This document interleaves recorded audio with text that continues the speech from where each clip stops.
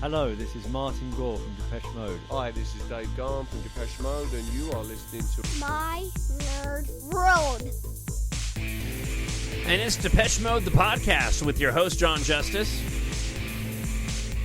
Thank you so much for checking out this week's episode. As always, if you'd like to email me, TalkShowNerd@gmail.com, or if you're enjoying this up on YouTube, you can leave a comment there as well. We have some fantastic emails this week that I'm looking forward to sharing with you and commenting on. That being said, there is no new news coming out of the Depeche Mode camp. And this is what I want to talk about this week. Now, I may take a week off next week. I just want to kind of let you know. Things have been busy. If you've been following the news, there's been a lot going on. So this may be a relatively short episode again this week, but I'm also on vacation next week. So I might end up doing a vacation episode. Certainly, if anything pops up news-related, I will definitely do a podcast. But I might take next week off, depending how the week plays out. But as I do before every episode, I scour the internet to see if there's anything new, and especially with it being a few weeks removed now from the premiere of Depeche Mode M, hoping that there'll be some promotional material or perhaps the dates of when the film will be released for the rest of us to see that didn't make it to New York City earlier this month. But there's not anything right now. And this brings me to a question. Does Depeche Mode need a better PR? Do they need better public relations? Now, as I've mentioned on the show, my understanding and what I've been told is that the 4 unreleased tracks from Memento Mori will come out around the time of the film, and probably attached to the physical release in some form. Certainly in the end, which, again, I hope you checked out not last week's episode, but the week prior. There's no new versions of the song available. However, some of the tribute bands have actually started to perform in the end live, which I thought was rather interesting. I was watching one before the show started today, which wasn't half bad, and reading the discussions surrounding that song, which appeared in the end credits of the movie. There seems to be a general consensus from everybody that it's a really good song and probably should have ended up on the album. That being said, I would have expected that there would be some more promotion around the film. Now, maybe that will happen as we get closer to its potential release date. But even when you go back to the Tribeca Film Festival, the Q&A that was done afterwards with Dave and Martin, I'm fairly certain that the band hasn't issued anything officially relating to that release. And from what I've been told of the movie, from what I've seen of the movie myself, this has the opportunity to certainly be popular among the fans, of which there are obviously millions worldwide. And I wonder, how many fans are even aware? The casual fans are one thing, but the more hardcore fans that maybe don't follow the podcast or keep up on forums like Depeche Mode and the Home Forum. And it's kind of been this way for a while. The Depeche Mode camp goes really, really dark, and we don't hear anything for forever until we do. And there was a discussion of this going on at the Home Forum as well. And maybe it's just the nature of where the band is at in their career right now, where the labels are in terms of how they want to go and spend their time. But that being said, I would think that it would take next to nothing to provide a trailer for the film or follow-up with snippets of the comments made during the Q&A coming from the band's official social media accounts or the band's website.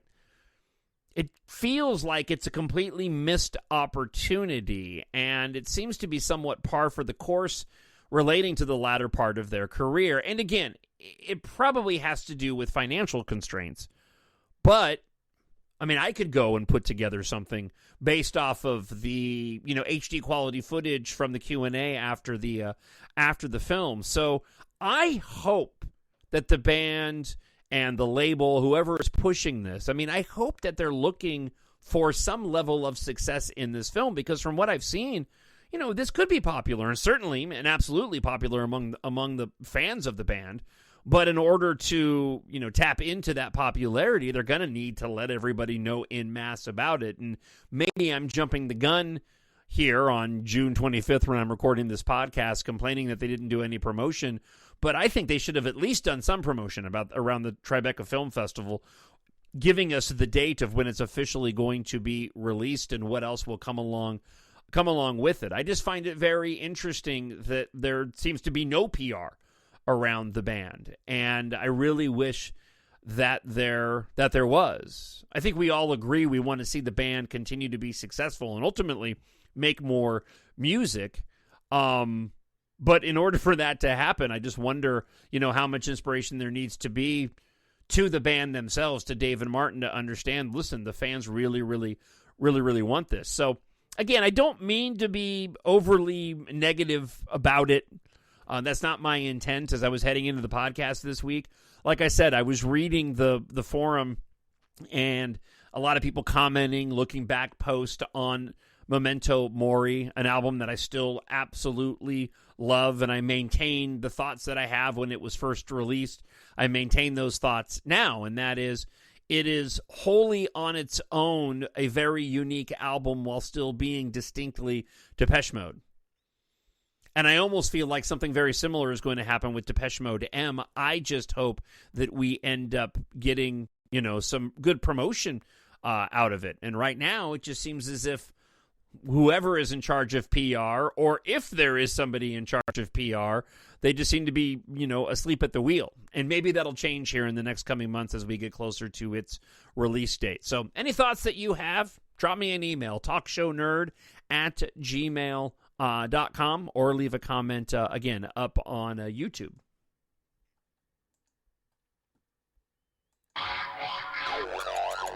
My apologies. My sound effects weren't playing there. All right, let's go to a couple of your emails this week. And first off, we hear from a new friend of the show, J.D. Shell from Paris. Now, JD got his email in right after I did the podcast last week. So I meant to get to his email last week, but it came in late. But JD writes this to talkshownerd@gmail.com. I am faithfully listening to your podcast each week. About your questions as to the artwork influencing judgment, of course it does. No doubt the amazing Brian Griffin cover of A Broken Frame does a lot to help loving this underrated album. Just to give an example, and it fits perfectly with the atmosphere of the album. On the other end, my opinion is that the very poor design of Sounds of the Universe and Spirit reflect, unfortunately, the low quality of those albums and reinforce this feeling. That's an interesting take on this. I also wanted to share with you something totally unexpected. At the end of 2024, I watched, as many of your listeners, I guess, Martin Gore's video with his new Gretsch signature guitar. Instantaneously, I loved it. Martin is so cool. His music is so atmospheric and peaceful. I also appreciated his acknowledgement of Alan's contribution to Enjoy the Silence. Time cures everything. But the most important thing to me is that this video had an unbelievable effect on me. I'm 55. I've been a synth purist ever since I heard music. So I was an absolute anti-guitar guy, even though I know it's a stupid stance. But I still can't believe that this video had me start playing the guitar. My wife bought me one for Christmas, a kind of Telecaster, to which I very quickly added a small, affordable Gretsch guitar. I'm not doing any advertising for Gretsch here, but it's the theme of Martin's video, which I instantly, literally fell in love with. It's, of course, not Martin's signature guitar, but it's a very lovely 2655 Streamliner, and I guess what and guess what? It's green as Martin's is. And he's absolutely right. As a matter of fact, if he had told me that it was the signature guitar, I would have assumed that it was. Learning the guitar is not easy, especially at my age, but I don't care. I know I can play Personal Jesus, Enjoy the Silence, Strange Love riffs, among other things, and I love it. Oh, and I also wanted to render justice to an ever underrated song from Ultra, Free State. This is a quite simple but nonetheless huge riff.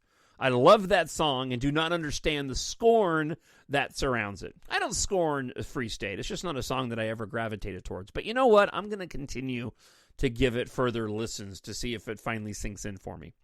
All this to say that Martin changed my life in quite an unexpected way.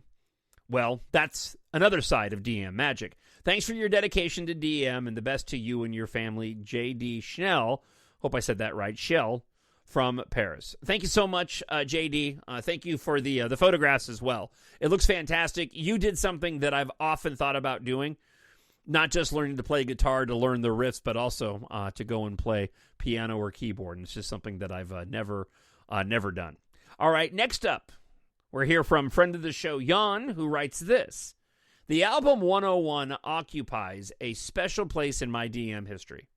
Not only does it remind me of my first DM concert, but it was also the first original DM recording that I held in my hands. Being a Depeche Mode fan in socialist Czechoslovakia was unimaginable for people in Western countries. We could not buy any Depeche Mode records until late 1989, when the Czech record label Supraphone released music for the masses under license. Most of the music we had was shared by friends on cassette tapes or bought on the black market. And I remember that this was highlighted as one of the storylines it was originally called The Posters Came from the Walls, and then it was renamed Our Hobby is Depeche Mode. Slavic radio never played Depeche Mode. There were only 3 radio stations at the time, and one of which only played classical music. So young people in the south of the country where I lived had to listen to Hungarian radio shows or watch Hungarian TV to catch glimpses of our heroes. Now, bear in mind that from 86 to 89, Depeche Mode was probably the most popular musical group in Eastern Europe, alongside heavy metal in general, with every young person being either a metalist or a Depechist. This relates to the topic of DM symbols, too, as fans used to spray Black Celebration symbols designed by the late Brian Griffin on walls, and we used to draw DM symbols on our desks at school. Trust me, we did that in the States, too. I still draw DM symbols all the time. A DM symbol can clearly show our musical taste. In the spring of '89, I traveled by bus with my high school class to Eastern Germany for a month-long work placement to experience life in a comrade communist country. While we were stopped on the motorway to refuel, I stumbled upon the 101 LP in the shop. What a touching moment. Even though I couldn't buy it, I knew I would always remember it. Musically, I adored the opening of Pimpf, Behind the Wheel, the best concert opening ever, in my opinion. The rest of the album is good, with Nothing being the standout track for me. Martin's guitar work is amazing here. It's much more upbeat than the album version, and it fits perfectly with the film's visuals. In conclusion, 101 is not my daily bread, but it's important to me. Cheers, Jon. Jon, thank you so much for that, to both of you guys this week, for writing into the show. I greatly appreciate it. What a fantastic story. I ended up, as I mentioned last week, I ended up revisiting, once again, as I do every year, 101. I watched the Blu-ray. Probably the third time I've watched the Blu-ray in its from the box set, which is only dramatically different in the way that the frame is cropped, because the Blu-ray actually gives you the proper format that the film was shot, wherein the releases prior to that had kind of zoomed in to give us more of a widescreen look. When you watch the Blu-ray version, which is taken directly, I believe, from the film masters and remastered, it actually is in its proper format with the black bars on both left and right, which, again, typically I like the rectangle of the letterbox, but for this, I appreciate it to be as close as it was to when I actually saw it in the theater, and just, once again, just a fantastic watch. And incredible, as I mentioned last week, when you go and watch 101 and the concerts or listen to the album from the show, just how incredible and amazing it is, despite the fact that it's missing all of these classics that came afterwards from Violator, Songs of Faith and Devotion, and otherwise. And it still is just a fantastic time capsule of Depeche Mode at the time that instantly takes me back to being that 15, almost to 16-year-old on that hot June the 18th in Southern California going to that show. So listen, that wraps up the episode for this week. As always, thank you so much for listening. And if you enjoy reading science fiction, and obviously you enjoy listening to Depeche Mode, I hope that you'll support what I do with the podcast and check out my book series. It's a 7-book series called EMBARK. As Earth faces its end, you'll follow pilots Taft, Katha, and their crew on a journey of survival across the galaxy as they fight for humanity's future. I wrote this story in part because of my love of Star Wars for the most part, but also inspired by Depeche Mode as well. Life in the so-called space age, the world we live in, and life in general. Depeche Mode plays a large part in the themes of the story. The main character himself is actually a massive Depeche Mode fan in 2172, but I made the music of the 80s through the 2000s nostalgic and popular among the characters of the story, much like what they did with the 80s in Ready Player One. I was definitely inspired by that book. It does feature references to Depeche Mode, both direct and indirect, while telling an exciting science fiction space opera saga. It's a fun, fast-paced, and action-packed epic science fiction adventure without an agenda. So pick up EMBARK Book 1 today if you like your science fiction to be epic, with some romance, a lot of unique action sequences, and interesting technology. EMBARK is perfect for you. I wrote the series for adults, but it's absolutely age-appropriate for those 11 and older. I hope you'll pick up EMBARK Book 1 today. On Amazon.com, in ebook, Kindle Unlimited, hardcover, paperback, and audiobook. Just search for Jon, Jon Justice, and EMBARK, EMBARK. Until the next time that we talk, I hope wherever you are, you're happy, you're healthy, you're safe. God bless devotees, and I'll talk to you again real soon. Bye.